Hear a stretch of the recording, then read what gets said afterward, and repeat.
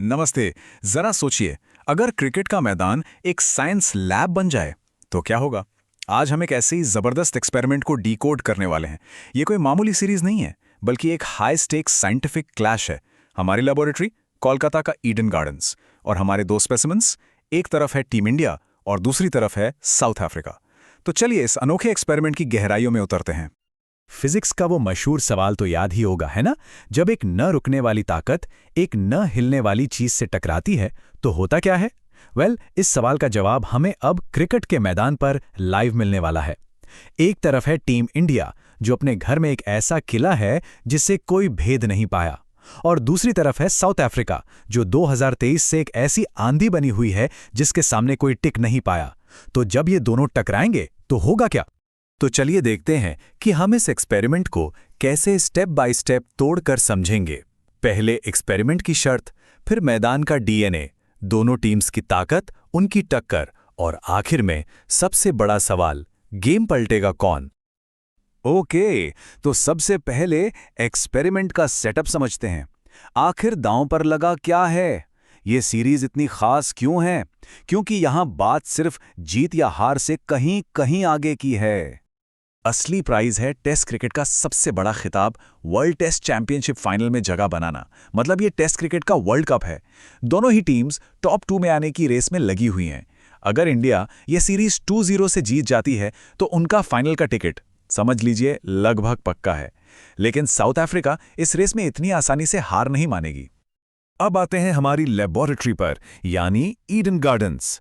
यहां 6 साल के लंबे इंतजार के बाद टेस्ट क्रिकेट लौट रहा है, और इस मैदान का डीएनए समझना इस मैच के नतीजे के लिए बहुत जरूरी है।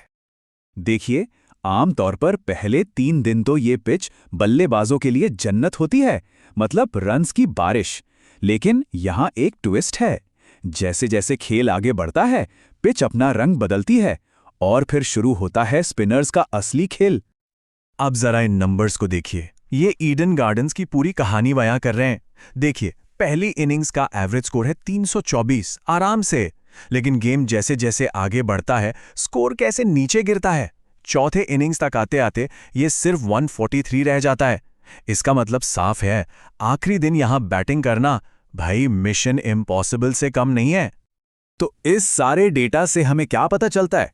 सिंपल सा मंत्र है, टॉस जीतो, पहले बैटिंग करो। पिछले 10 टेस्ट मैचेस में यहां टारगेट चेज करने वाली टीम सिर्फ और सिर्फ 2 बार जीती है। मतलब टॉस इस मैच का आधा नतीजा तो पहले ही डिसाइड कर सकता है।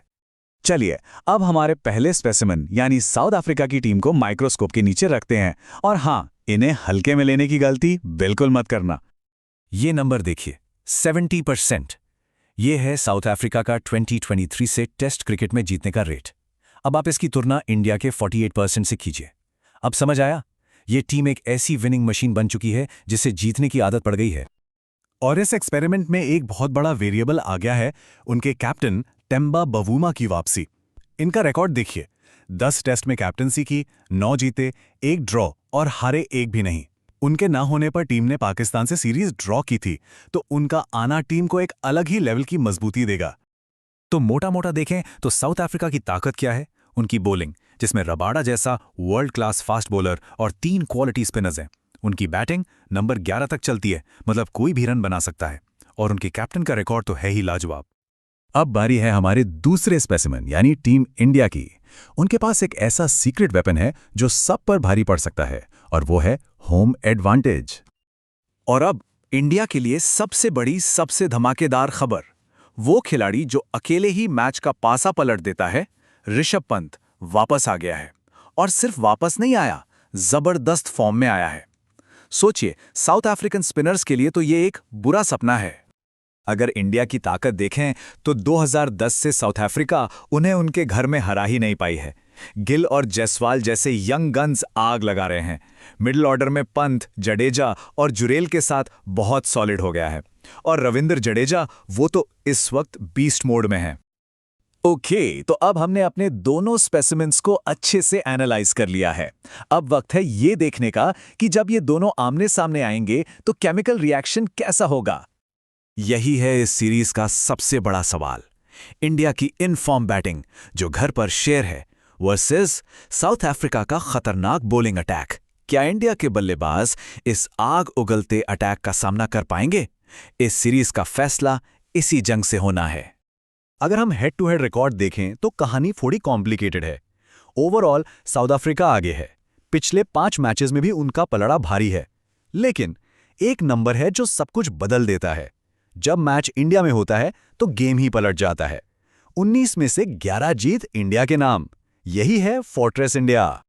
तो इस पूरे एनालिसिस और सारी डेटा के बाद हमारी आखिरी परिकल्पना यानी फाइनल हाइपोथेसिस क्या है? ये गेम आखिर जीता या हारा कहा जाएगा? हमारी हाइपोथेसिस ये है कि ये मैच मिडिल ऑर्डर की जंग में डिसाइड होगा। साउथ अफ्रीका का मिडिल ऑर्डर थोड़ा नया है, एक्सपीरियंस की कमी है। वहीं इंडिया के पास पंत, जडेजा और जुरेल जैसी दीवार हैं। यही वो फर्क है जो इस सीरीज का नतीजा तय कर सकता है। लेकिन क्रिकेट नंबर्स का खेल जरूर है, पर आखिर में ये अनिश्चितताओं का खेल है। तो आखिरी सवाल आपके लिए, इन दोनों टीम्स में वो एक एक्स फैक्टर खिलाड़ी कौन है जो अपने दम पर सारे डेटा, सारे एनालिसिस, सारी हाइपोथेसिस को गलत साबित कर सकता है? सोचिएगा जरूर।